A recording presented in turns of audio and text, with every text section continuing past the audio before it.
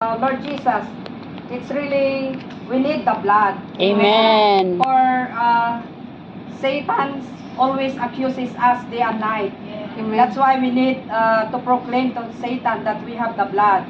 So we need to be under the precious blood. Amen. So Lord Jesus, because Satan is always attacking us, but we need to declare to him that we have the blood. Amen. So praise the Lord, we not only the blood, but we have the word of testimony. Amen. Praise the Lord for the word of testimony. Amen. Which we can tell Satan what our Lord have done to us. Amen. Oh Lord Jesus, this is the word of testimony that we need to tell Satan and even declare him that we have the Lord Jesus. Amen. Every time there's Satan accusing us, we need to tell him that he have no part in us. Amen. Oh Lord Jesus, we can tell him that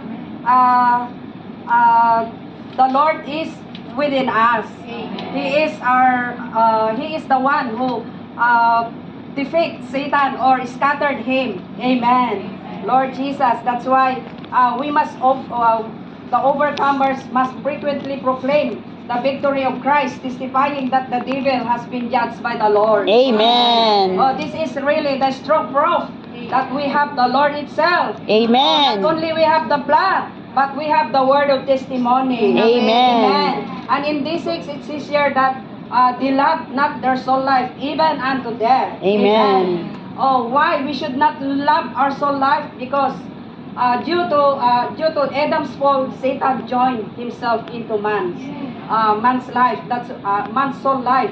That's why we must not love our soul life. Rather, we must hate and deny it.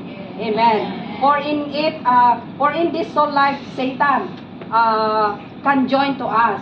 So the more we are in ourselves, the more we are in our soul life, we are the good food for Satan to swallow. Amen. That's why Satan is growing up in Revelation. That Lord Jesus, because in our day-to-day living, most of the time we are in ourselves. Amen. So the more we are in ourselves, the more we feed the Satan. We feed Satan. Oh Lord Jesus, that's why we are good food to swallow when we are in ourselves. Amen. So that's why we need to exercise our spirit. Amen. We need to deny, we need to hate it and deny ourselves. Amen. So praise the Lord that, oh Lord Jesus, in our natural ability, also can Satan bring us in, oh Lord Jesus, bring Amen. us into our oh Lord Jesus. Amen. That's why praise the Lord that it says here that the failure of the church is due to man's bringing in his natural ability. Amen. So, oh Lord Jesus, most of the time in our experience, we can strongly, I can do it, right? Because we have the self natural ability, but we don't know that this is causing us to in our church life we already failure. Amen. Oh Lord Jesus, that's why praise the Lord, we should have the attitude that we will not live by ourselves in any way. We will not value our own ability and have any self-confidence. Amen. Praise the Lord that it is also here that we must be self-sacrificing person. Drinking offering, allowing Christ as the heavenly wine to fill us and cause us to become wine to God. In what way? Dear saints, we need to enjoy Christ. The more we enjoy Christ, the more we become a self-sacrificing person. Oh Lord Jesus, we should overcome our bed early in the morning.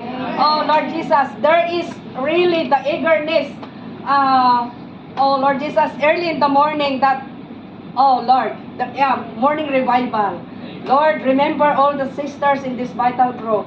Oh Lord, not only in this vital group, all those are coming to you in this very moment. Lord, bring us into your presence.